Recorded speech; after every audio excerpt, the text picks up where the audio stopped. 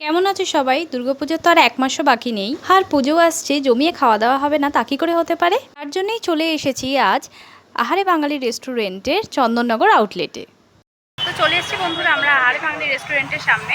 চলো ভেতরে যাওয়া যাক। চন্দননগর স্টেশন থেকে 5 মিনিট হাঁটা দূরত্বেই কিন্তু পড়বে এই আহারে বাঙালি রেস্টুরেন্ট।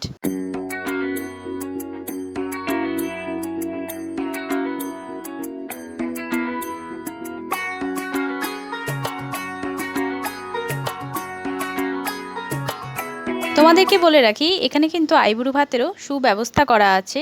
সামনেই তো বিয়ের সিজন, সুতরাং তোমরা যারা ভাবছো আইবুড়ো ভাত কোথায় খাওয়া হবে, এখানে কিন্তু আসতেই পারো। এখানে কিন্তু কাঁসার থালা বাসনে খাবার সার্ভ করা হয়, দেখতে ভীষণই ভালো লাগে। চলো তোমাদের সাথে শেয়ার করে নেওয়া যাক এখানকার মেনু কার্ডটা।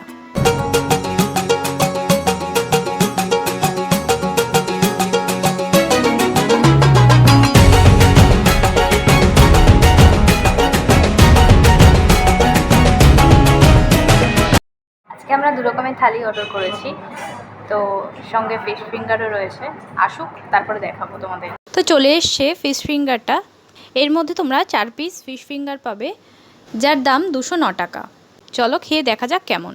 গরম গরম ফিশ ফিঙ্গারের ওপরে ক্রিস্পি কোটিং দেওয়া, আর ভেতরে কিন্তু টাটকা মাছ। অবশ্যই এখানে কিন্তু ভেটকি মাছ ইউজ করেছে। তো আমি একটু কাসন্দিতে ডিপ করে ফিশ ফিঙ্গারটা খাচ্ছি।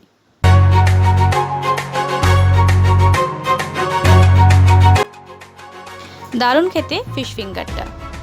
এবার চলে এসছে আমাদের থালিগুলো। একটা রয়েছে চিকেন থালি, আরেকটা রয়েছে ফিশ থালি।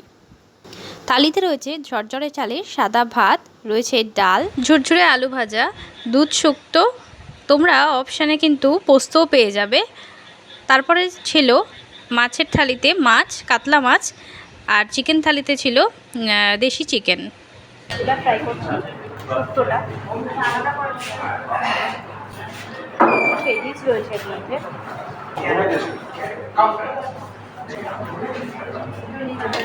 দারুণ লাগবে খেতে।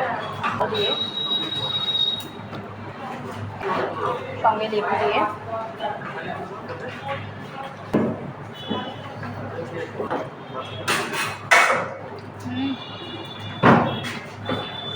ঝুরি আলু ভাজাও রয়েছে। মুগের ডালের সাথে ফিশ ফিঙ্গারটা খেতে ভীষণ ভালো লাগছে। আমি যেহেতু মাছ খেতে ভালোবাসি, তাই আমি নিয়েছিলাম ফিশ থালি। এবার চলে এসছে মাছটা। দেখো কত বড় মাছটা।